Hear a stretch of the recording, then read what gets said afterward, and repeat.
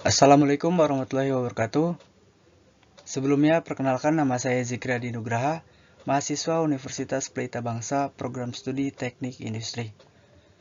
Pada kesempatan kali ini, saya akan menyampaikan terkait dengan review jurnal penilaian resiko K3 pada proses pabrikasi menggunakan metode Hazard Identification, Risk Assessment, and Risk Control. Pendahuluan. PT Trijaya Teknik Karawang merupakan perusahaan engineering yang bergerak di bidang fabrikasi, machining, dan stamping. Dengan proses pekerjaan terdiri dari stamping, welding, bubut, milling, dan cutting. Berdasarkan data perusahaan, terdapat beberapa resiko kecelakaan kerja seperti jari tangan putus, terjepit, jari tangan terhisap mesin, jari tangan terpotong, dan luka bakar.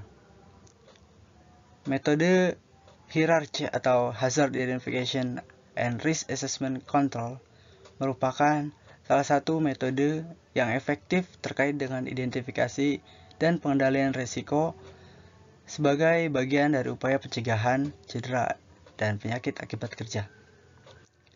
Penelitian ini bertujuan untuk memberikan penilaian risiko dengan metode hierarchy terhadap jenis pekerjaan yang dilakukan pada PT Trijaya Teknik Karawang, sehingga diperoleh nilai risiko bahaya yang mungkin timbul pada pekerjaan tersebut. Metode penelitian. Penelitian ini menggunakan survei, kuesioner, dan wawancara untuk pengumpulan data dalam mengidentifikasi bahaya.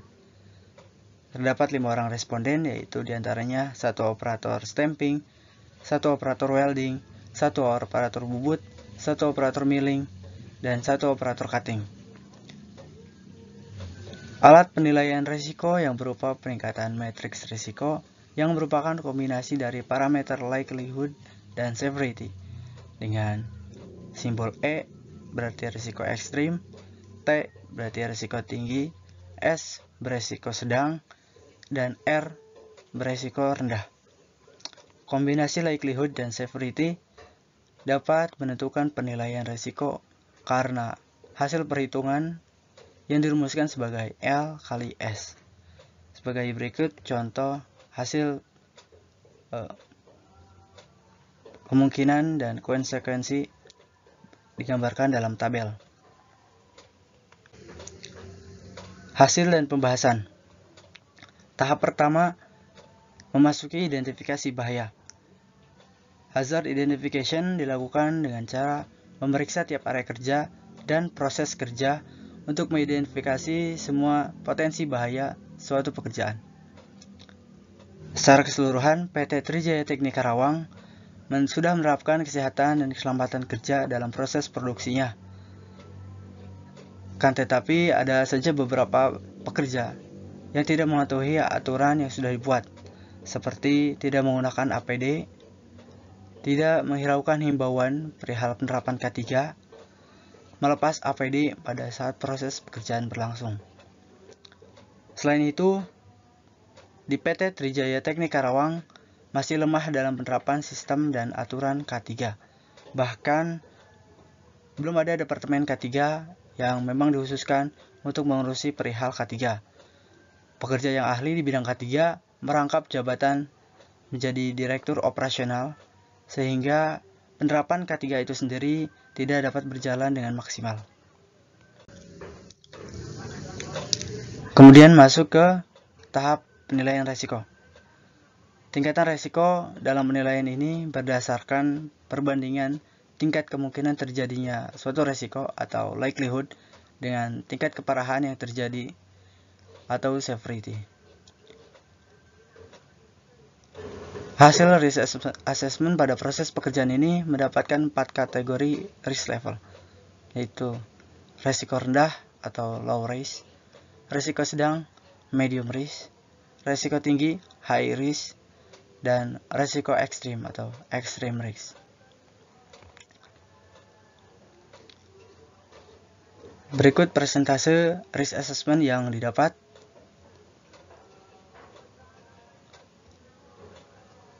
Resiko terendah memiliki persentase 43,4%, medium risk 13,3%, high risk 30,0%, dan extreme risk di angka 13,2%. Selanjutnya, tahap pengendalian risiko. Pencegahan kecelakaan di PT Trijaya Teknik Karawang diantaranya bisa dengan menggunakan APD di lingkungan pabrik, rekayasa engineering terhadap mesin, dan produksi untuk minimalisir kecelakaan, serta menambah administrasi seperti SOP pada setiap mesin agar sesuai dengan standar yang sudah ditentukan perusahaan. Kesimpulannya, perusahaan sudah menerapkan prosedur kesehatan dan keselamatan kerja dalam proses produksinya. Hanya saja, dari beberapa pekerja tidak mematuhi aturan yang sudah dibuat. Potensi bahaya yang ada pada kegiatan pekerjaan di PT Trijaya Teknik Karawang ini teridentifikasi 30 kejadian dengan presentase tiap resiko sebanyak 43% atau 13 kasus untuk potensi bahaya rendah, 13% atau 8 potensi kasus untuk resiko sedang, 30% atau 9 kasus potensi bahaya dan resiko tinggi, dan sebanyak 13% atau 4 kasus potensi bahaya dengan resiko ekstrim. Pengendalian resiko bahaya dilakukan dengan menggunakan APD di lingkungan pabrik, rekayasa engineering di setiap proses produksi, kemudian administrasi seperti SOP pada setiap prosesnya agar sesuai dengan standar yang sudah ditentukan perusahaan.